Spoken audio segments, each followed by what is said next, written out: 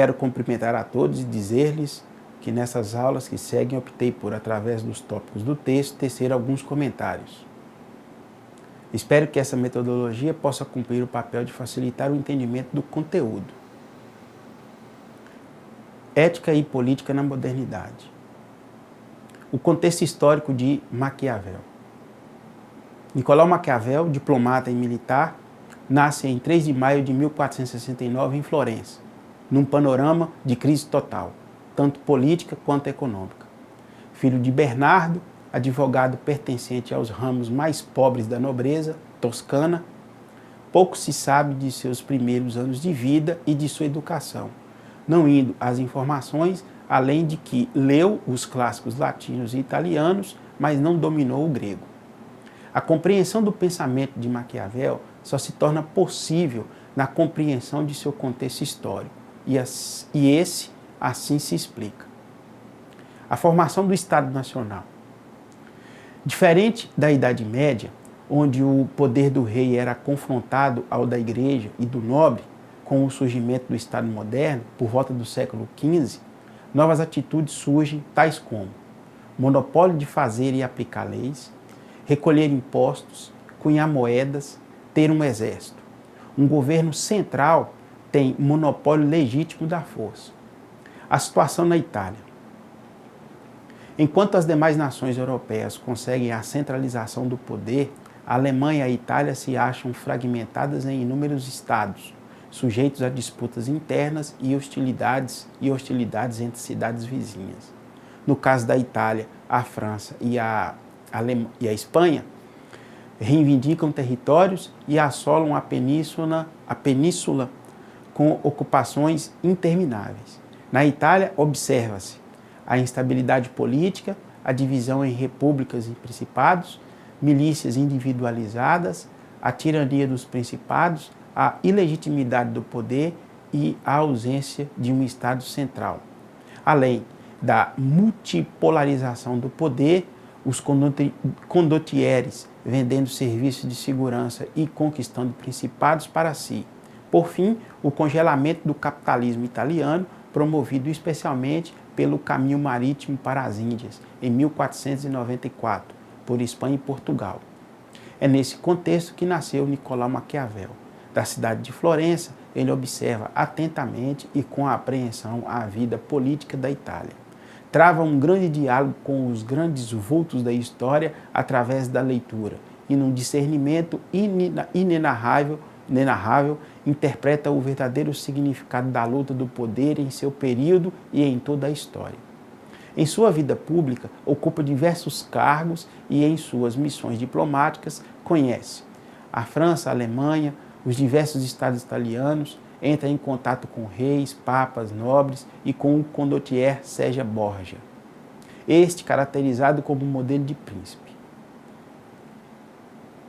Essa última escrita, O Príncipe, em 1513, é dedicada a Lourenço de Médici, procurando reconquistar os favores da família.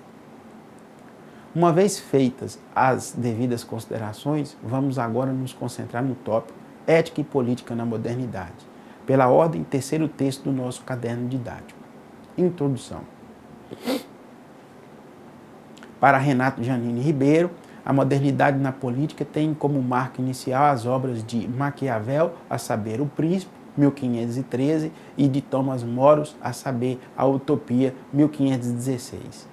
Apesar da proximidade da data de confecção das respectivas obras, sabe-se que Maquiavel e More nunca se encontraram, mesmo tendo ambos, digamos, duas afinidades, o ofício de escritor e a profissão de político. Há, no entanto, uma peculiaridade que circunscreve o Príncipe de Maquiavel. Ele é defensor da monarquia. Curiosamente, mesmo regime que fez com que Maquiavel fosse banido para o campo. A monarquia é um regime oposto, digamos, ao que Maquiavel se familiarizou ao longo de sua vida política. Por isso, segundo Renato Janine Ribeiro, a sua vida e obra são republicanas, enquanto o príncipe é monárquico.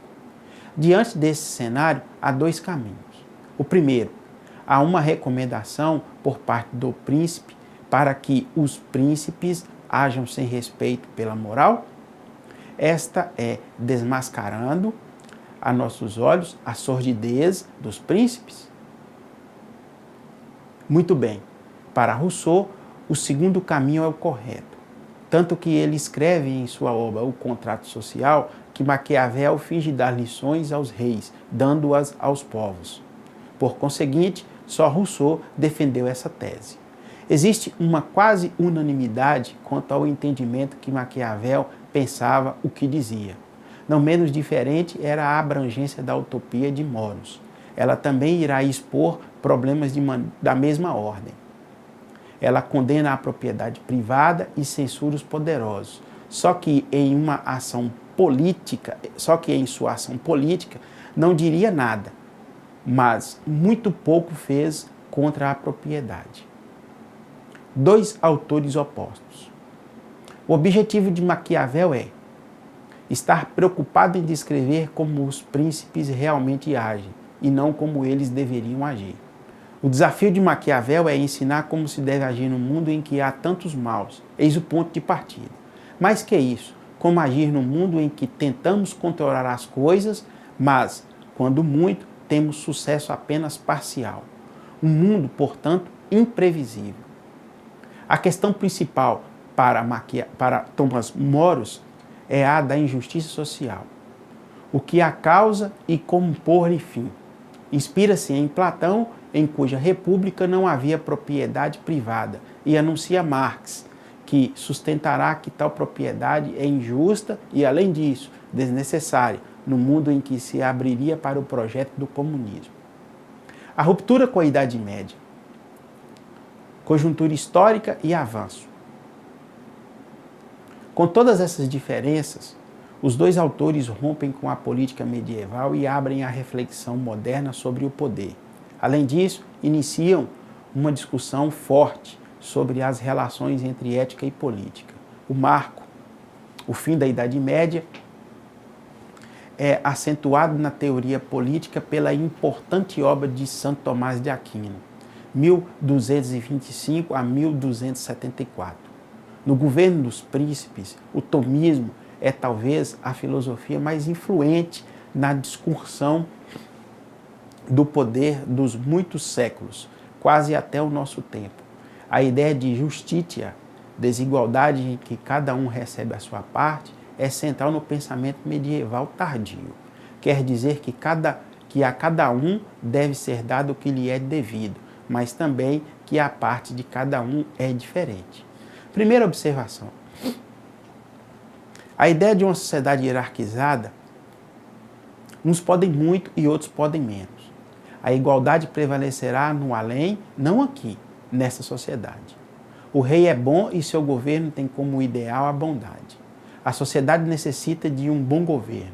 A nossa vida privada necessita de uma ética e de uma moral. A estrutura do pensamento de Maquiavel. Dizer a verdade sobre as ações dos reis. Esta é a grande novidade de Maquiavel. Como ele foi mal interpretado e lhe foi atribuída uma frase que ele nunca escreveu, os fins justificam os meios, é importante reconstituir o eixo de seu pensamento. Sua questão básica é: como agir na política numa situação em que há muitos elementos imprevisíveis? Diz ele que metade do que acontece deriva de nossa virtude, metade da fortuna. A virtude não é o que chamamos de virtude. É isso sim a capacidade do varão, em latim, vir, do homem, empreendedor, o príncipe, para agir de maneira deliberada e planejada, prudência ao agir, para conseguir um fim. Já a fortuna, fúria dos elementos, que entre os romanos era uma deusa, é o que faz as coisas saírem de maneira diferente da planejada. Segunda observação. O destaque desse pensamento é que quem está ou mantém-se no poder será permanentemente inseguro. O poder traz insegurança. Já na utopia, Thomas Moros sustenta ideias bem opostas ao do príncipe de Maquiavel. Segundo o filósofo Erasmo, que era amigo de Moros, ele escreveu primeiro o livro 2 da Utopia, com um relato atribuído a um português imaginário, Rafael Itilodeu, que teria conhecido a ilha de Utopia e por isso descreve aos europeus como ela se organiza. A ilha é perfeita, porque não há propriedade privada e tudo é regulado pelo Estado. Crimes e males são poucos. Terceira observação. Só depois Moros terá escrito o livro 1, em que discute longamente o que é melhor, o otium, isto é, o estudo, ou o negotium, isto é, a dedicação à coisa pública. O homem digno deve participar ou não da vida política? Uns respondem que sim, para melhorar, outros que não, porque será inútil. Mas o livro mais importante é o segundo. Quarta observação. No entanto, é importante destacar que Platão sempre é lembrado como uma espécie de fonte de inspiração de Moros, sobretudo porque ambos não são favoráveis à propriedade privada, onde todos ou quase todos os problemas são oriundos desta. A sua supressão implicará em uma sociedade justa e feliz, caminhos abertos, mas divergentes. Ressonâncias atuais. Temos aqui duas vias principais que a teoria e a prática política seguiram nos últimos 500 anos. Na verdade, não são apenas dois caminhos da política, são duas grandes formas de conceber o mundo humano. Nenhum herdeiro de Maquiavel ou Moros precisa citar seu inspirador. Hobbes ataca Maquiavel, mas foram muitos poucos ao longo da história os que não atacaram Maquiavel, que foi considerado ímpio e quase demoníaco. Por isso, o que apresentamos aqui são duas formas de pensamento, pouco importando se os herdeiros de alguma delas conheciam ou reconheciam seu débito. Por um lado, há os mais céticos, que entendem que há algo em nós que não merece elogios. Pode ser o desejo sexual, que não se preocupa com os valores morais, segundo Freud, a vontade de potência ou poder, segundo Nietzsche, a enorme desconfiança que nos leva à guerra de todos contra todos, como Hobbes. Autores tão diferentes entre si preferem conhecer o mal que reside em nós, expressão que nenhum deles emprega, e não se iludir quanto a uma suposta boa natureza. Nenhum deles acredita na caridade, na bondade, no cimento promissor para as relações entre os homens. Quinta observação. Maquiavel irá contribuir de forma decisiva para entendermos através da ciência política como a sociedade vive. Moros, por outro lado, irá contribuir para que tenhamos consciência que a sociedade injusta e ou infeliz é produto de uma propriedade privada.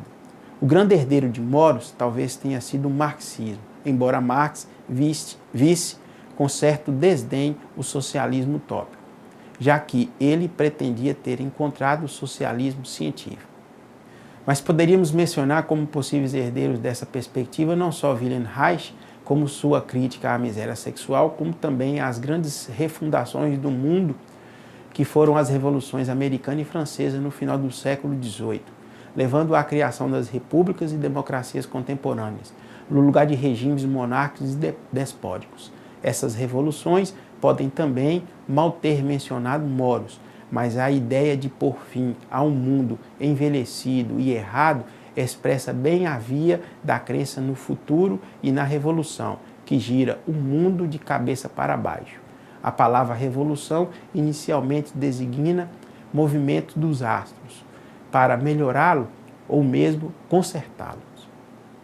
Esse combate entre autores que lidam com a humanidade, como ela é, com todos os seus problemas, administrando-os para melhorar um pouco nossa condição, e aqueles que entendem tal descrição como apenas uma descrição, que não chega até as causas que geraram tais males, é constitutivo da modernidade. Os primeiros abrem mão da ideia de que o ser humano seja ou possa ser bom. Optam por conhecer bem a humanidade e, aceitando sua ética e política na modernidade, trabalham com a realidade. Os segundos acusam os realistas de conformismo. Fariam uma descrição superficial, sem ir até o fundo dos fenômenos. Mas Se não fossem as utopias, as propostas pouco realistas, teriam ocorrido certas mudanças que hoje nos parecem justas, necessárias, consolidadas?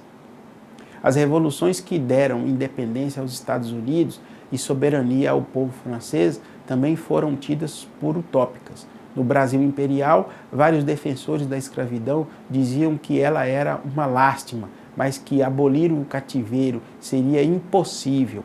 Um belo sonho, utópico. A igualdade entre homens e mulheres era considerada um absurdo há pouco mais de um século, ou seja, nenhuma das duas perspectivas acerta sempre.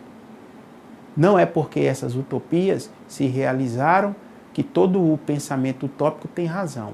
E não é porque outras utopias geram uma vida infeliz e oprimida que só o realismo estaria certo. Talvez o que nos leve a escolher uma via ou outra seja uma simpatia pela utopia, a via dos libertadores, com o risco de se tornarem déspotas e totalitários, ou pelo realismo, o caminho dos céticos, com o risco de se mostrarem conformistas. Mas qualquer dessas rotas pode nos tornar cúmplices da injustiça.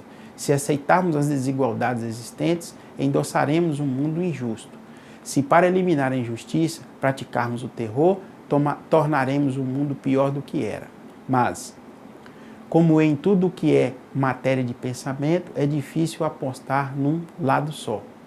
Um caminho rico é usarmos as duas vertentes sem aderir totalmente a nenhuma, para pensar a aventura humana do melhor modo possível. Uma sociedade sem utopia perde seus ideais. Tem dificuldade em gerar o futuro. Um conhecimento sem realismo perde o pé no chão. Tem dificuldade de gerir a vida existente. Essas duas vertentes inaugurais da modernidade política podem ajudar-nos a pensar a sociedade em que vivemos e agir nela. É isso. Por favor, em caso de dúvidas, encaminhe para o fórum. Até a próxima.